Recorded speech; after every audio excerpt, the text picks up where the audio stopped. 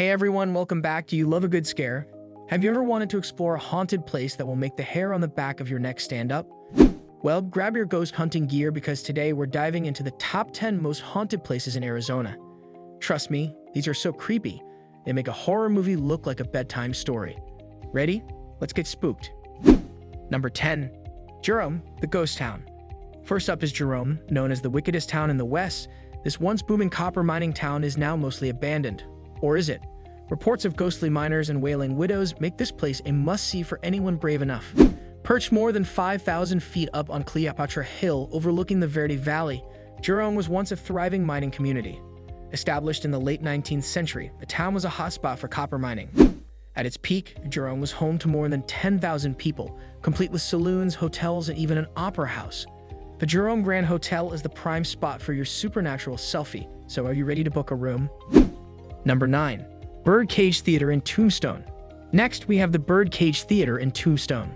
This place is so haunted, even the ghosts have ghosts. Known for its gunfights and lawlessness, it's no surprise that souls linger here.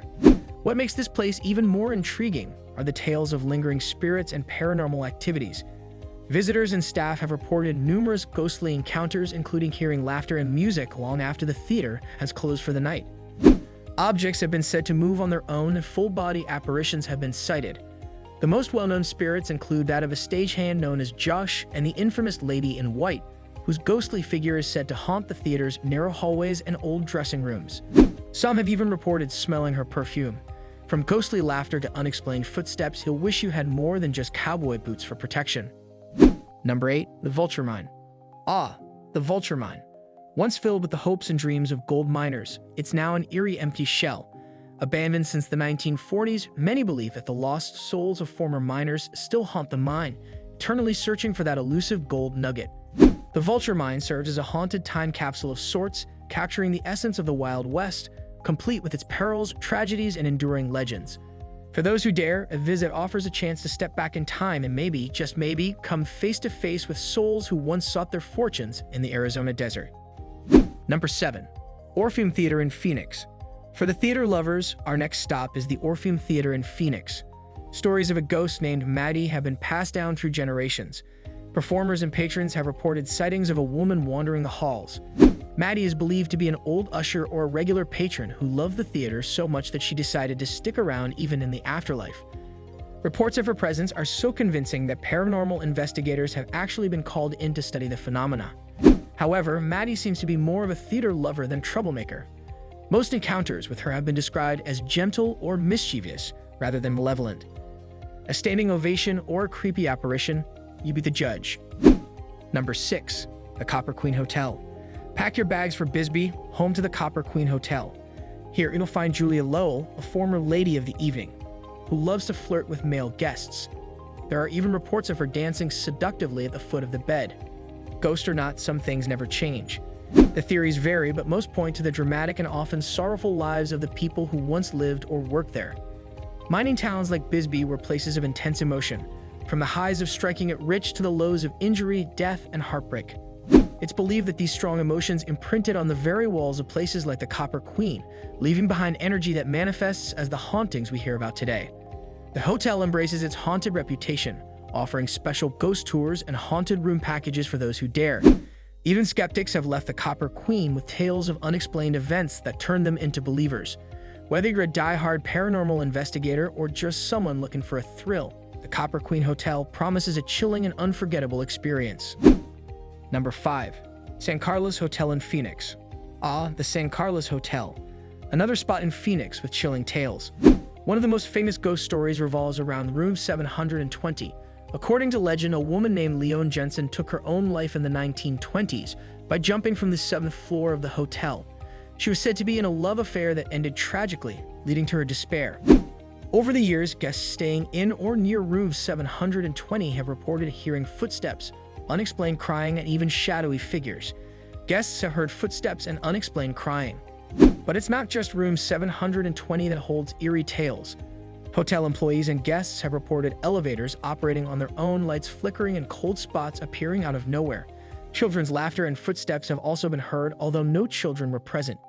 In the hallways and staircases, some have even claimed to see figures that suddenly vanish upon second glance. Would you dare to spend a night? Number 4. Slaughterhouse Canyon. Are you still with me? Great, because our next spot is Slaughterhouse Canyon. As the name suggests, this is not for the faint-hearted. Legend has it, a woman still roams the canyon, wailing for her children who she couldn't save from starvation. If you hear her cry, it's too late. You're already spooked. Visitors and locals alike have reported hearing strange noises echoing through the canyon, most chilling being the wails of a woman. The cries are said to be so piercing that they can drive a person to madness. Some have reported feelings of unease and sudden temperature drops while exploring the area. Whether or not the legend is true, the very atmosphere of Slaughterhouse Canyon seems to confirm that something tragic happened there. The narrow, winding pathways, towering cliffs, and isolation from civilization make it an unnerving place to be, especially after dark. Despite, or perhaps because of its spooky reputation, Slaughterhouse Canyon is popular among hikers, campers, and paranormal investigators. It's considered one of the top haunted locations in Arizona for those who are brave enough to venture into its depths. Number 3. Yuma Territorial Prison. Yuma Territorial Prison is our next haunted destination. This was a working prison from 1876 to 1909, and many inmates met their due here. Ghostly figures and unexplained phenomena are common. You might leave with more than just cool photos from this place. What makes this place especially creepy is the dark cell. Picture this, a windowless, pitch-black chamber with walls made of granite. It's where the unruliest inmates were thrown, often shackled in ball and chain. To say the conditions were harsh would be an understatement. No light, limited air, and the sound of your own heartbeat echoing back at you. Trust me, even if you're a thrill seeker, spending a minute in that dark void will make you question all your life choices. Number 2.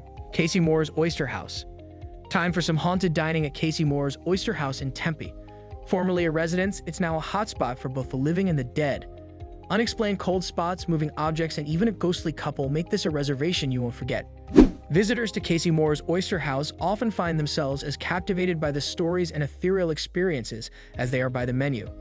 Whether you're a paranormal enthusiast or just in for the oysters, this spot offers a unique atmosphere that's hard to replicate. Number 1. Rawson House. Lastly, we have Rawson House in Phoenix. This Victorian-era house is known for its supernatural residents, including a ghostly little girl seen running around.